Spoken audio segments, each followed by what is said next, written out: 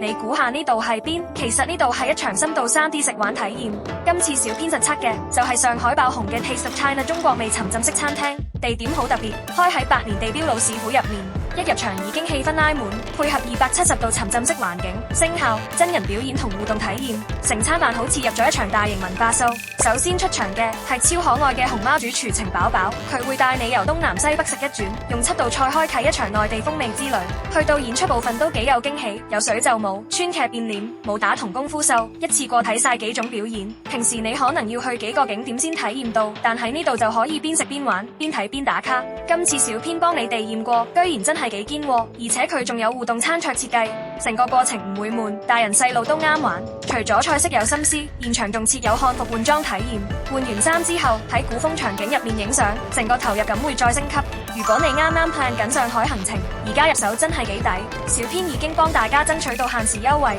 想知點定最平，快啲 DM 我哋或者 click 入評論區條 link睇睇啦。Follow Trip Live HK， 更多上海快閃好價再話你知。